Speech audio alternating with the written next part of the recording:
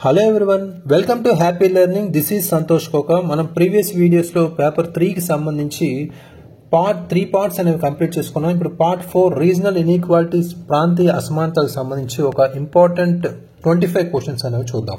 First question, which of the following countries will contribute the most to the projected growth of the world's urban population between 2018 and 2050. 2018 మరియు 2050 మధ్య ప్రపంచ పట్టణ జనాభా అంచనా పెరుగుదలకు ఈ క్రింది దేశాల్లో ఎక్కువ దోహదం చేస్తుంది ఏది అని ఇచ్చారు. రైట్, సో ఇక్కడ వరల్డ్ ఓరియంటెడ్ కూడా మనకి ఈ అర్బనైజేషన్ కావచ్చు, మైగ్రేషన్ కావచ్చు, ఈ ఇష్యూస్ అందరికీ ఇంపార్టెంటే కాబట్టి కంపల్సరీ ఈ రిలేటెడ్గా అడిగే ఛాన్స్ ఉంది. అయితే ఇక్కడ మనకి రీసెంట్గా మనం చూస్తే వరల్డ్ అర్బనైజేషన్ ప్రాస్పెక్ట్స్ సంబంధించి 2018 రిపోర్ట్ ఆధారంగా మనకి India, China and Nigeria countries ఇక్కడ ప్రధానంగా ఈ ఓవరాల్ కాంట్రిబ్యూషన్ అనేది 35% అనేది మనకి ప్రొజెక్టెడ్ గ్రోత్ సంబంధించి వరల్డ్స్ అర్బన్ పాపులేషన్ సంబంధించి మనం ఇక్కడ చూడొచ్చు.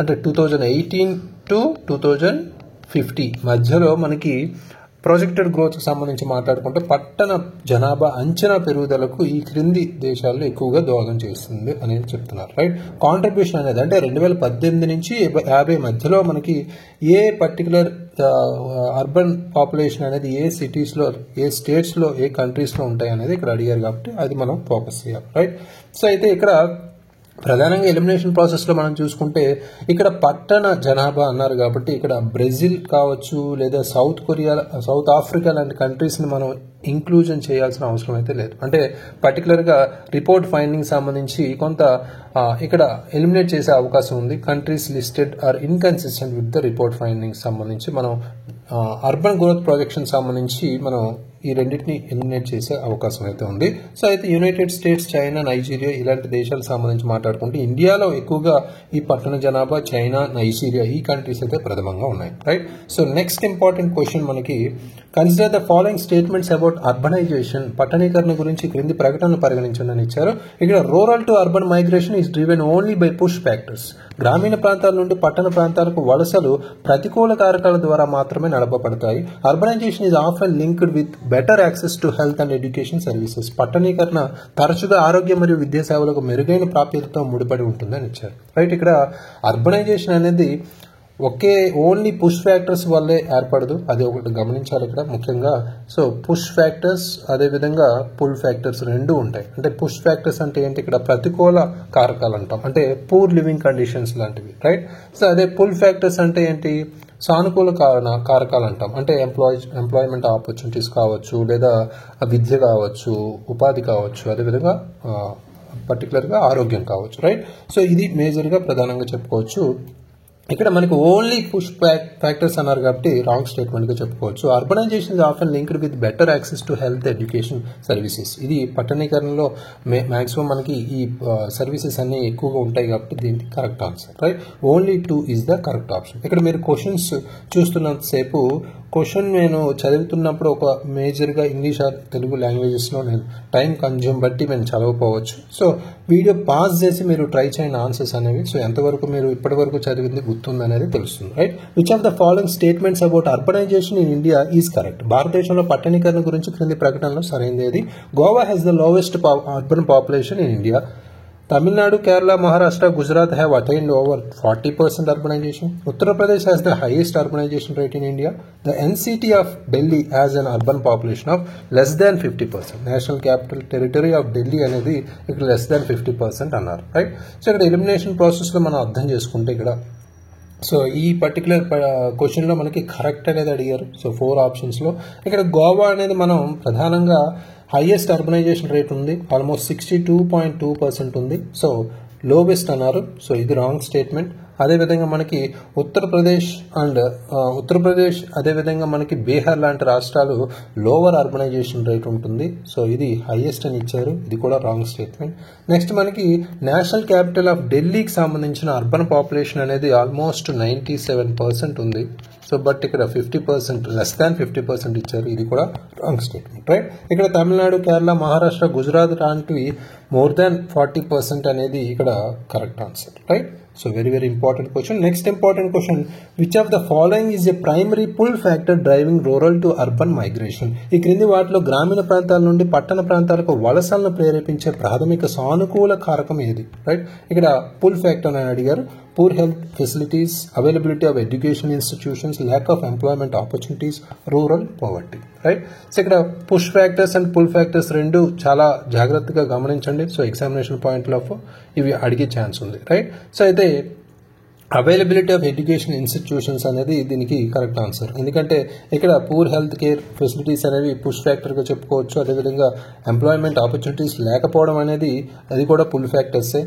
గ్రామీణ పేదరికం వల్లే వాళ్ళు పట్టణాలకు వలస వెళ్తారు కాబట్టి ఇది కూడా పుల్ ఫ్యాక్టర్. రైట్, సో అయితే ఎడ్యుకేషన్ ఫెసిలిటీస్ కానీ, ఆరోగ్య సదుపాయాలు కానీ, లేదా ఉపాధికి సంబంధించి కానీ అవన్నీ పుల్ ఫ్యాక్టర్స్గా చెప్పుకోవచ్చు, అంటే సానుకూల కారకాలు. Right, so correct answer B.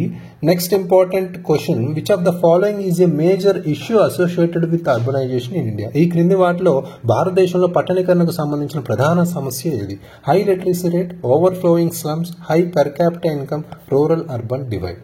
So ఇక్కడ జాగ్రత్తగా చూడండి, ప్రధాన సమస్య అన్నారు. సమస్యలు అన్నీ ఇంచుమించు ఒకలాగా ఉండొచ్చు. అర్బనైజేషన్ సంబంధించి మేజర్ ఇష్యూ అనేది ఇండియాలో అనేది ఇక్కడ మనం గమనించవచ్చు. అంటే ఇక్కడ హై లిటరసీ రేట్స్ అంటే అధిక అక్షరాస్యత అనేది మనకి ప్రధానమైన సమస్య అయితే కాదు, ఇది ఈజీగా మనం క్యాన్సిల్ చేసేయచ్చు. అదేవిధంగా పెర్ క్యాపిటల్ ఇన్కమ్ కూడా మనకి ప్రధానమైన సమస్య కాదు. రైట్, సో ఇక్కడ రూరల్ అర్బన్ డివైడ్ అనేది గ్రామీణ పట్టణ విభజన అనేది మనకి పర్టికులర్గా దీనికి సంబంధించి అంటే పట్టణీకరణకు సంబంధించి ప్రధానంగా కాదు. రైట్, సో ఇక్కడ ఓవర్ఫ్లోయింగ్ స్లమ్స్ అంటే పర్టికులర్గా మెయిన్ రీజన్ అంటే ఇష్యూస్ సంబంధించి అర్బనైజేషన్ చూస్తే మనకి ఎగ్జిస్టెన్స్ ఆఫ్ స్ప్రాలింగ్ స్లమ్స్ కావచ్చు, లేదా ఎక్కువ మంది లివింగ్ కండిషన్స్ మనం అబ్జర్వ్ చేస్తే మిలియన్స్ ఆఫ్ పీపుల్ వాళ్ళు హౌసింగ్ కండిషన్స్ అనేవి ప్రాపర్గా లేవు ఇక్కడ. సో స్లమ్స్లోనే ఎక్కువ ఉన్నారు కాబట్టి ఇది మేజర్గా కరెక్ట్ ఆప్షన్. ఇది వెరీ వెరీ ఇంపార్టెంట్.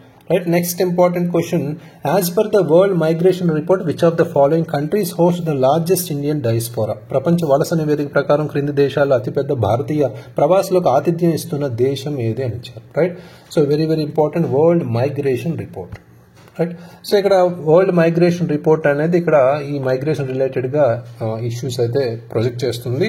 సో ఇక్కడ కరెక్ట్ ఆన్సర్ మనకి United Arab Emirates. Right, world migration report అనేది యుఏఈ, అదేవిధంగా యుఎస్, సౌదీ అరేబియా ఈ 3 కంట్రీలో లార్జెస్ట్ ఇండియన్ డయాస్పోరాగా ఉందని నివేదిక ఇచ్చింది. అయితే ఇండియా ఒరిజిన్ అనేది largest number of international migrants అనేవి నియర్లీ మనకి 18 మిలియన్ ఉన్నారు. రైట్, సో లార్జ్ డయాస్పోరా అనేది మేజర్గా మనం అబ్జర్వ్ చేస్తే అందులో ముఖ్యంగా మనకి United Arab Emirates. Right, next USA, Saudi Arabia. Very very important. So next important question, which Indian river project displaced over 40,000 families and led to significant migration? ఏ భారతీయ నదీ project 40,000 కుటుంబాలను స్థానభ్రంశం చేసి గణనీయమైన వలసలకు దారితీసింది. అంటే ఇక్కడ ఈ పర్టికులర్ క్వశ్చన్ మనకి కరెంట్ అఫైర్స్ రిలేటెడ్ గాను లేదా స్టాటిక్ పార్ట్ గాను ఇవ్వలేదు. ఇది బ్యాక్గ్రౌండ్ రిలేటెడ్ ఎప్పుడో జరిగిన హిస్టారికల్ ఫ్యాక్ట్ అనేది ఇక్కడ మైగ్రేషన్ రిలేటెడ్ కనెక్ట్ చేసి ఇచ్చారు. రైట్, సో ఇది జోగ్రఫికల్ కూడా మనం కవర్ చేసే అవకాశం ఉంది. రైట్, సో అయితే సర్దార్ సరోవర్ ప్రాజెక్ట్ అనేది నర్మదా రివర్ మనకి ఇక్కడ చాలా ఇంపార్టెంట్. నర్మదా రివర్ మీద ఉన్న సర్దార్ సరోవర్ ప్రాజెక్ట్ ఏదైతే ఉందో ఆల్మోస్ట్ 40,000 ఫ్యామిలీస్ని మనం డిస్ప్లేస్ చేసింది. సో ఫర్ ఎగ్జాంపుల్ గుజరాత్ కావచ్చు, మధ్యప్రదేశ్ కావచ్చు, మహారాష్ట్ర లాంటి రాష్ట్రాలకు సంబంధించిన ప్రజల్ని, రైట్, ఫ్యామిలీస్ని. ఇక్కడ మేజర్గా నర్మదా రివర్కి సంబంధించి మనం మాట్లాడుకుంటే ఇక్కడ నర్మదా రివర్ సర్దార్ సరోవర్ ప్రాజెక్ట్కి సంబంధించి మీకు ఐడియా ఉంటే ఈజీగా ఒక 2 ఆప్షన్స్ మనం ఎలిమినేట్ చేసేయచ్చు. తెహ్రీ డ్యామ్ కావచ్చు, హెరకుడ్ డ్యామ్ లాంటివి. రైట్, సో ఇవి క్లియర్ కట్గా మనం అన్రిలేటెడ్గానే చెప్పుకోవచ్చు. Right, so next important question, consider the following statements about migration. వలసల గురించి క్రింది ప్రకటనలు పరిగణించండి. Forced migration occurs due to natural disasters, war or persecution. ప్రకృతి వైపరీత్యాలు, యుద్ధం లేదా హింస కారణంగా బలవంతపు వలసలు జరుగుతాయి. Voluntary migration is driven by economic opportunities or personal choices. స్వచ్ఛంద వలసలు అనేవి ఆర్థిక అవకాశాలు లేదా వ్యక్తిగత ఎంపికల ద్వారా నడపబడతాయి. Which of the following statements are correct అన్నారు. రైట్, ఇది కూడా మైగ్రేషన్ టైప్స్ భాగంగా మనకి అడిగే అవకాశం ఉంది. ఇక్కడ మేజర్గా ఫోర్స్డ్ మైగ్రేషన్ అంటే బలవంతపు వలసలు అనేవి మనకి ప్రకృతి వైపరీత్యాలు, యుద్ధాలు వచ్చినప్పుడు కావచ్చు, హింస కారణంగా జరిగే అవకాశం ఉంది. ఇది కరెక్ట్ స్టేట్మెంట్. అదేవిధంగా వాలంటరీ మైగ్రేషన్ అంటే స్వచ్ఛంద వలసలు అనేవి ఆర్థిక అవకాశాల కోసం కావచ్చు, వ్యక్తిగత ఎంపికలు అంటే ఆ దేశంలో నేను వెళ్ళి ఆర్థిక అవకాశాల కోసం వెళ్ళొచ్చు, అది వ్యక్తిగత ఎంపికలుగా మనం వాలంటరీ మైగ్రేషన్ అంటాం. రైట్, ఇది కూడా కరెక్ట్. బోత్ 1 and 2 ఆర్ very correct, right? So very important. Next important question, consider the following statements regarding environmental migration in India. భారతదేశంలో పర్యావరణ వలసలకు సంబంధించి క్రింది ప్రకటనలు పరిగణించండి అని ఇచ్చారు. ఇక్కడ climate change is expected to displace around 45 million Indians by 2050. Urbanization contributes significantly to reverse migration trends. ఈ టూ మనకి స్టేట్మెంట్స్ గమనిస్తే మనకి అంటే వలసల పోకడలను తిప్పికొట్టడానికి పట్టణీకరణ గణనీయంగా దోహదం చేస్తుంది అని ఇచ్చారు. సో ఇక్కడ మనం ఈ స్టేట్మెంట్ని మనం గమనిస్తే కరెక్ట్ స్టేట్మెంట్ అడిగారు కాబట్టి ఇక్కడ ప్రాపర్గా అర్బనైజేషన్ అనేది సిగ్నిఫికెంట్గా రివర్స్ మైగ్రేషన్ ట్రెండ్స్ని మనకి తీసుకొస్తుంది అన్నారు. ఇది రాంగ్ స్టేట్మెంట్. అంటే మైగ్రేషన్ తీసుకొస్తుంది అంటే మనకి పర్టికులర్గా అర్బనైజేషన్ అంటేనే ఫార్వర్డ్ మైగ్రేషన్. రైట్, మైగ్రేషన్ అంటే ఇప్పుడు గ్రామీణ ప్రాంతాల నుంచి పట్టణ ప్రాంతాలకి వలసలు వెళ్తారు. రైట్, సో అంటే రివర్స్ మైగ్రేషన్ అంటే ఏంటి, పట్టణాల నుంచి గ్రామీణ ప్రాంతాలకి వలస వెళ్ళేదాన్ని మనం రివర్స్ లేదా తిరోగమన వలసలు అంటాం. రైట్, సో ఇది wrong statement. Climate change is expected to displace around 45 million Indians by 2050. So ఇక్కడ క్లైమేట్ చేంజ్ అనేది ప్రభావవంతంగా మనకి అంచనా ప్రకారం మనం మాట్లాడుకుంటే ఇది 2050కి 45 million ఇండియన్స్ని డిస్ప్లేస్ చేసే అవకాశం ఉందని అంచనా పరంగా ఇది చెప్పొచ్చు. రైట్, సో ఇది correct answer. Right, so next important question, which of the following is incorrect about the world migration report. ప్రపంచ వలస నివేదిక గురించి క్రింది వాటిలో ఏది తప్పనిచ్చారు. It is published by the international organisation for Migration. Male emigration constitutes nearly 50% of total external migration from India. UAE is a leading destination for Indian migrants. భారతీయ వలసదారులకు UAE ఒక ప్రముఖ గమ్యస్థానం అని ఇచ్చారు. Migration corridors include India to the US and Saudi Arabia. వలస కారిడార్లో భారతదేశం నుండి US మరియు సౌదీ అరేబియా వరకు ఉన్నాయని ఇచ్చారు. రైట్, సో ఇక్కడ మేజర్గా ఇన్కరెక్ట్ అడిగారు. ఇక్కడ ఒక్కొక్క స్టేట్మెంట్ గమనిస్తే మనకి it is published by the international organisation for migration అనేది కరెక్ట్ ఆప్షన్. ఇది international organisation for migration release చేస్తుంది ఏదైతే మనకు ఉందో వరల్డ్ మైగ్రేషన్ రిపోర్ట్ అనేది వెరీ ఇంపార్టెంట్. అదేవిధంగా మనకి సెకండ్ స్టేట్మెంట్ అబ్జర్వ్ చేస్తే మేల్ ఎమిగ్రేషన్ అనేది నియర్లీ మనకి 50% అనేది ఉంటుందని చెప్పారు. బట్ ఇక్కడ నియర్గా 65% అయితే ఉంది. రైట్, సో ఇది టోటల్ ఎక్స్టర్నల్ మైగ్రేషన్ సంబంధించి మనకి ఇండియాలో భాగంగా చూసుకుంటే. రైట్, సో ఇది రాంగ్ స్టేట్మెంట్. ఇక్కడ UAE అనేది ఇందాక చెప్పుకున్నాం leading destination for Indian migration అనేది కరెక్ట్ ఆప్షన్. అదేవిధంగా మైగ్రేషన్ కారిడార్స్ అనేవి మనకి US అండ్ సౌదీ అరేబియాలో కూడా ఉన్నాయి. రైట్, సో మేల్ ఎమిగ్రేషన్ రిలేటెడ్గా బి స్టేట్మెంట్ అనేది wrong statement. Next important question, the migration of Indian construction workers to Gulf countries is primarily an example of. భారతీయ నిర్మాణ కార్మికుల గల్ఫ్ దేశాలకు వలసలు ప్రధానంగా ఒక ఉదాహరణ. ఇంటర్నల్ మైగ్రేషన్ అంతర్గత వలసలు, వాలంటరీ ఎక్స్టర్నల్ మైగ్రేషన్ స్వచ్ఛంద వలసలు, ఫోర్స్డ్ ఎక్స్టర్నల్ మైగ్రేషన్ బలవంతపు బాహ్య వలసలు, రివర్స్ మైగ్రేషన్ తిరోగమన వలసలు. రైట్, సో ఇక్కడ మనకి పట్టణ నుంచి గ్రామీణ అంటే ఫార్వర్డ్ మైగ్రేషన్ అని చెప్పుకున్నాం, లేదా గ్రామీణ నుంచి పట్టణాలకి తిరోగమనం వలసలు అని చెప్పుకున్నాం. అయితే ఇది మనం క్లియర్ కట్గా ఎలిమినేట్ చేసే అవకాశం ఉంది. రైట్, సో అయితే మనకి వాలంటరీ ఎక్స్టర్నల్ మైగ్రేషన్ అంటే ఏంటి, పర్టికులర్గా మనకి స్వచ్ఛంద వలసలు అంటాం. రైట్, సో ఇక్కడ మేజర్గా migration of India construction workers to Gulf countries is primarily an example of అన్నారు. రైట్, సో అంటే ప్రైమరీగా అన్నారు అంటే స్వచ్ఛందంగా వెళ్ళొచ్చు అది కూడా ఓకే, బట్ ప్రైమరీ ప్రధాన అన్నారు కాబట్టి ఇక్కడ ఫోకస్ చేయాల్సిన అవసరం అయితే ఉంది. Improvement in rural livelihood through remittances, వాళ్ళకున్న పర్టికులర్గా మనకి ఇక్కడ అబ్జర్వ్ చేయాల్సిన పాయింట్ ఏంటంటే మనకి వాలంటీర్ ఎక్స్టర్నల్ లేదా మనకి పర్టికులర్గా స్వచ్ఛంద వలసలకు సంబంధించి మనం మాట్లాడుకున్నాం. మనకి ప్రత్యేకంగా మనం ఇక్కడ మాట్లాడాలంటే ఇంటర్నల్ మైగ్రేషన్ అనేది అంతర్గత వలసలు అనేది కూడా ఇక్కడ మనం క్యాన్సిల్ చేసేయచ్చు. ఎందుకంటే మనకి ప్రత్యేకించి ఈ పర్టికులర్ విభాగంలో మనం మాట్లాడాలంటే అంతర్గత వలసలు తిరోగమన వలసలు మన ఇంటర్నల్గా కనెక్ట్ చేయబడ్డాయి కాబట్టి ఈ రెండు ఎలిమినేట్ చేసేయచ్చు. అంటే 50-50 మీరు 50:50 ఎలిమినేట్ చేస్తారు. అయితే ఫోర్స్డ్ బలవంతంగా వాళ్ళు గల్ఫ్ తీసుకెళ్తున్నా కాదు కదా, ప్రధానంగా అంటే ఇక్కడ వాలంటరీ అంటే వాలంటరీగా స్వచ్ఛందంగా వాళ్ళు అక్కడ ఆర్థిక అభివృద్ధి కోసం వెళ్తున్నారు అనేది చెప్పొచ్చు. B statement is the correct statement. Next important question, what is a significant socio-economic impact of migration within India? భారతదేశ అంతర్గత వలసల యొక్క గణనీయమైన సామాజిక ఆర్థిక ప్రభావం ఏంటి అని ఇచ్చారు, రైట్. సో ఇది ఇంపార్టెంట్ క్వశ్చన్. ఇక్కడ మనం క్లియర్ కట్గా ఫోకస్ చేస్తే, reduction in remittances sent to rural house holds, గ్రామీణ కుటుంబాలకు పంపే చెల్లింపులు తగ్గడం, ఇంక్రీజ్డ్ అర్బన్ అన్ఎంప్లాయ్మెంట్, పట్టణ నిరుద్యోగం పెరగడం, cultural preservation in urban areas, పట్టణ ప్రాంతాల్లో సాంస్కృతిక సంరక్షణ, improvement in rural livelihood through remittances, చెల్లింపుల ద్వారా గ్రామీణ జీవనోపాధి మెరుగుపరచడం, రైట్. సో ఇక్కడ మనకి ప్రధానంగా ఏం అడిగారు, socio economic impact of migration అంటే సామాజిక ఆర్థిక ప్రభావం ఏంటి, అంతర్గత వలసలు అంటే ఇంటర్నల్ మైగ్రేషన్ అంటాం, right.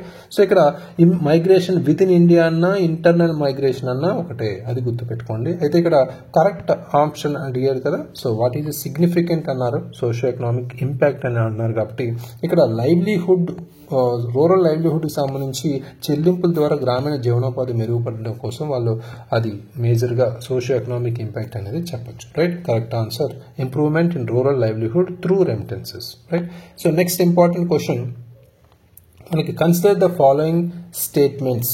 Migration can foster cultural diversity in societies, వలసలు సమాజాల్లో సాంస్కృతిక వైవిధ్యాన్ని పెంపొందించగలవు.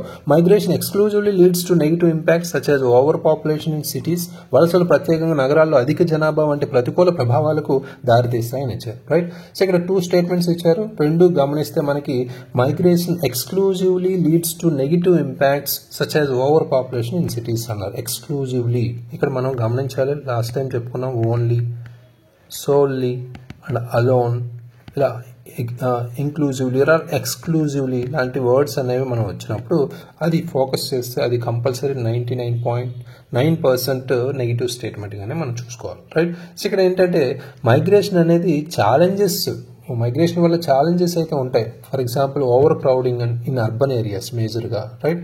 సో ఇది నాట్ ఎక్స్క్లూజివ్లీ నెగిటివ్ అయితే కాదు, అది ఛాలెంజ్ అంతే, రైట్. ప్రభావాలు, బట్ నెగిటివ్ ఇంపాక్ట్స్ నెగిటివే కాదు. అంటే పర్టికులర్గా ఇక్కడ నాట్ ఎక్స్క్లూజివ్లీ అని చెప్పుకోవాలి. అంటే exclusive leads to negative example అన్నారు, right. Such as over population, ఎప్పుడు ఓవర్ పాపులేషన్ అనేది ఎక్స్క్లూజివ్ నెగిటివ్ ఇంపాక్ట్గా చెప్పలేము, రైట్.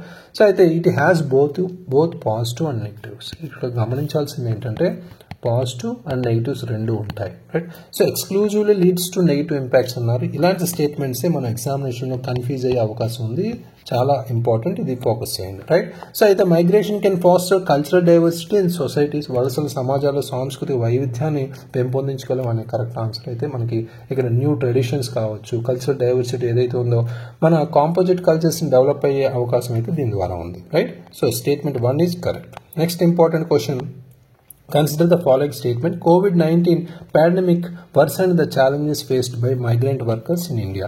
COVID-19 మహమ్మారి భారతదేశంలో వలస కార్మికులు ఎదుర్కొంటున్న సవాళ్లను మరింత తీవ్రతరం చేసింది. Migrants face no issues in accessing state provided benefits like subsidized food. అదేవిధంగా migrant workers often lack access to social security benefits and health care. So ఇక్కడ 3 స్టేట్మెంట్స్ అయితే ఇచ్చారు.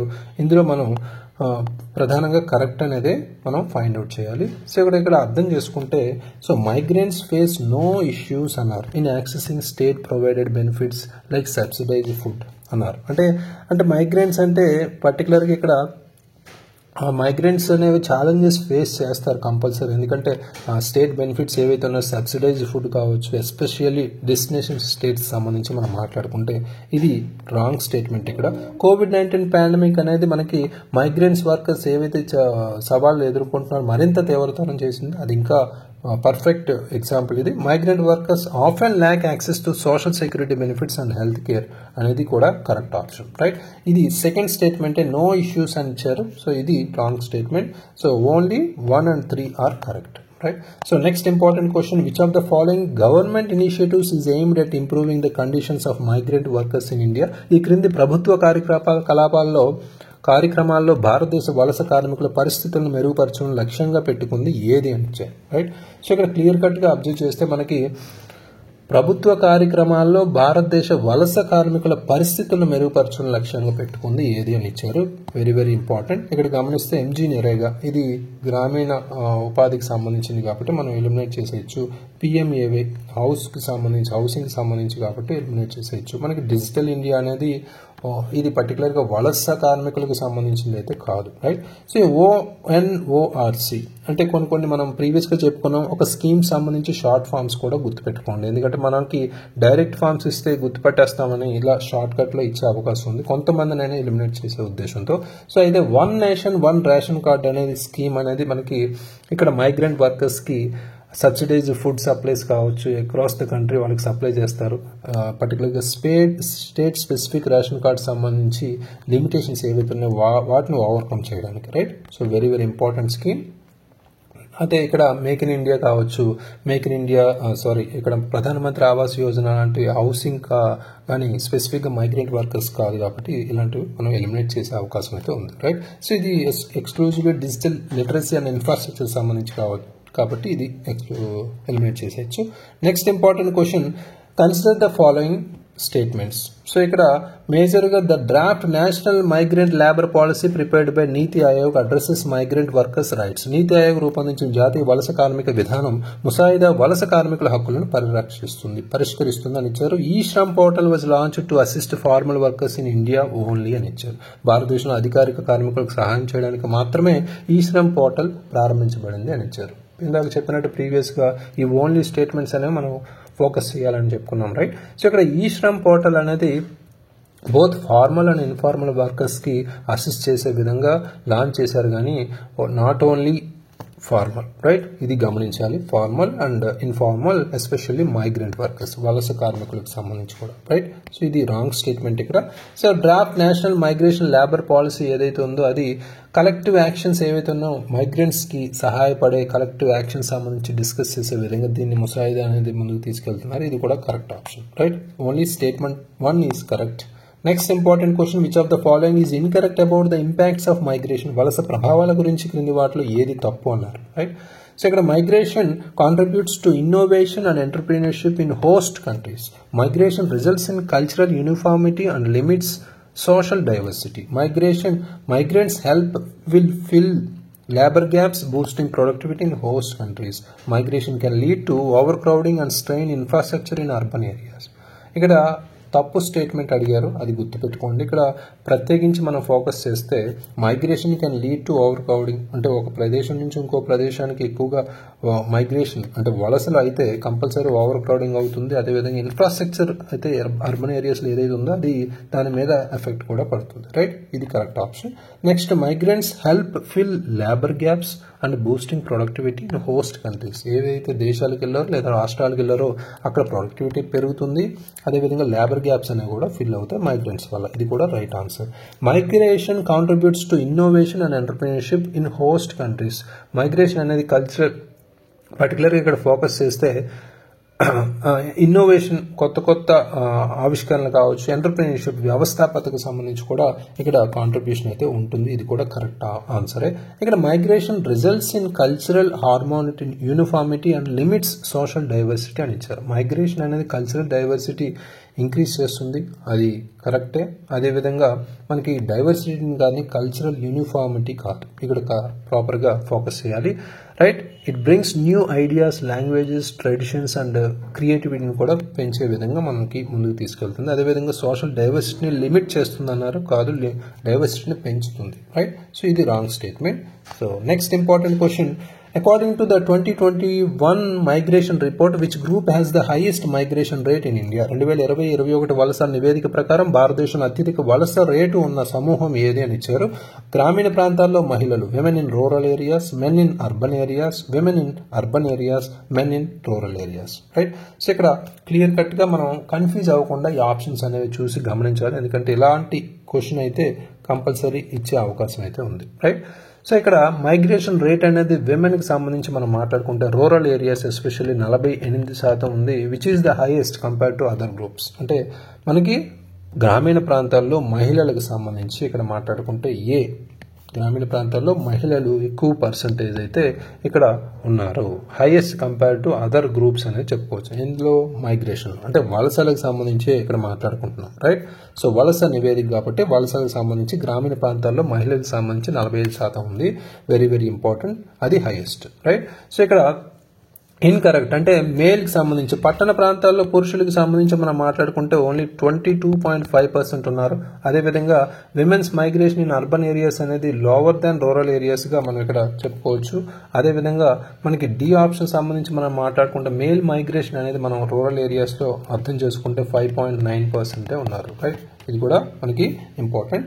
So next important question, consider the following statement. Migration in India leads to significant urbanization. భారతదేశంలో వలసలు గణనీయమైన పట్టణీకరణకు దారితీస్తాయి. Migration has no impact on rural urban population distribution. గ్రామీణ పట్టణ జనాభా పంపిణీపై వలసలు ఎలాంటి ప్రభావం చూపవు అని ఇచ్చారు. రైట్, సో ఇక్కడ స్టేట్మెంట్స్ క్లియర్గా అర్థం చేసుకుంటే మైగ్రేషన్ అనేది రూరల్ అర్బన్ పాపులేషన్ డిస్ట్రిబ్యూషన్ సంబంధించి ఇంపాక్ట్ ఉంటుంది కానీ నో ఇంపాక్ట్ అని ఇచ్చారు. ఇది రాంగ్ స్టేట్మెంట్. ఇక్కడ అడిగింది కూడా కరెక్ట్ స్టేట్మెంట్ అడిగారు కాబట్టి ఫస్ట్ స్టేట్మెంట్ ఒకటే కరెక్ట్. ఎందుకంటే మైగ్రేషన్ అనేది అర్బనైజేషన్కి లీడ్ చేస్తుంది.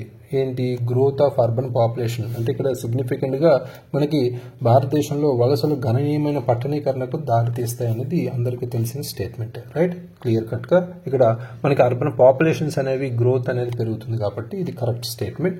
సెకండ్ స్టేట్మెంట్, మైగ్రేషన్ అనేది రూరల్ అర్బన్ పాపులేషన్ డిస్ట్రిబ్యూషన్ సంబంధించి అంటే గ్రామీణ పట్టణ జనాభాకు సంబంధించిన పంపిణీ ఏదైతే ఉందో దాని మీద ప్రభావం అయితే చూపిస్తుంది. Right, so next only one statement is correct answer. Next important question, the land acquisition act 2013 prohibits the acquisition of which type of land except under exceptional circumstances. 2013 భూసేకరణ చట్టం అసాధారణమైన పరిస్థితుల్లో తప్ప ఏ రకమైన భూమిని స్వాధీనం చేసుకోవడానికి నిషేధిస్తుంది అని ఇచ్చారు. రైట్, సో ఇక్కడ ఇలాంటి స్టేట్మెంట్స్ అంటే ల్యాండ్ యాక్విజిషన్కి సంబంధించి కూడా మనకి టాపిక్ ఉంది కాబట్టి దీని మీద ఎక్కువగా క్వశ్చన్స్ అనేవి మనం ఎక్స్పెక్ట్ ఎలా అడుగుతారనేది చేయలేం. సో ఆ యాక్ట్ రిలేటెడ్గా రిహాబిలిటేషన్కి సంబంధించి కావచ్చు ఎక్కువగా అడుగుతారు, అవి చూద్దాం. రైట్, సో అన్కల్టివేటెడ్ ల్యాండ్, సాగు చేయని భూమి, irrigated multi cropped land, dry agricultural land, forest land. Right, ఇక్కడ గమనిస్తే ల్యాండ్ యాక్విజిషన్ యాక్ట్ ప్రకారం మనకి acquisition of irrigated multi cropped ల్యాండ్కి రెస్ట్రిక్షన్ అయితే ఉంది. రైట్, సో ఇది కరెక్ట్ ఆన్సర్ ఇక్కడ. సో ఎక్సెప్షనల్ సర్కమ్స్టాన్సెస్లో మనం అంటే ఇక్కడ అసాధారణమైన పరిస్థితుల్లో తప్ప మనకి ఇక్కడ ఇరిగేటెడ్ మల్టీ క్రాప్స్ నీటిపారుదల చేయబడిన బహుళ పంటల భూమికి సంబంధించి మనకి ఇక్కడ ఎక్సెప్షన్ అయితే రిస్ట్రిక్షన్స్ అయితే ఉన్నాయి. సో ఈ మెజర్కి సంబంధించి మనం మాట్లాడుకుంటే అగ్రికల్చరల్ ల్యాండ్స్ని ప్రొటెక్ట్ చేయడానికి ఇది ఒక, అదేవిధంగా ఫుడ్ సెక్యూరిటీ ఆహార భద్రతకు సంబంధించి మంచి స్టెప్ తీసుకున్నారు అనేది కూడా ఇక్కడ చెప్పుకోవచ్చు. Right, so next important question, identify incorrect statement regarding the land acquisition act 2013. The act provides compensation equal to the market value of the land multiplied by a factor of 2 for urban areas. అదేవిధంగా act allows acquisition of irrigated multi-cropped land only for linear projects such as roads and railways. Social impact assessment report must include the estimation of displaced families and common properties affected.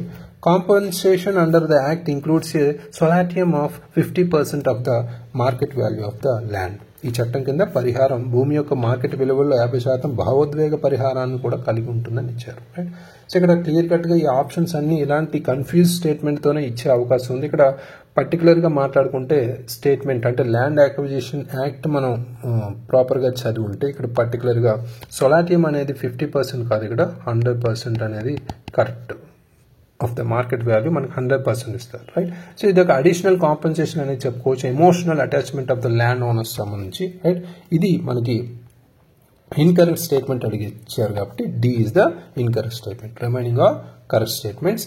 Next important question, land acquisition act 2013 includes the following provisions. 2013 భూసేకరణ చట్టం క్రింది నిబంధనలను కలిగి ఉందని ఇచ్చారు. Compensation is double the market value in rural areas. పరిహారం అనేది గ్రామీణ ప్రాంతాల్లో మార్కెట్ విలువ కంటే రెట్టింపు.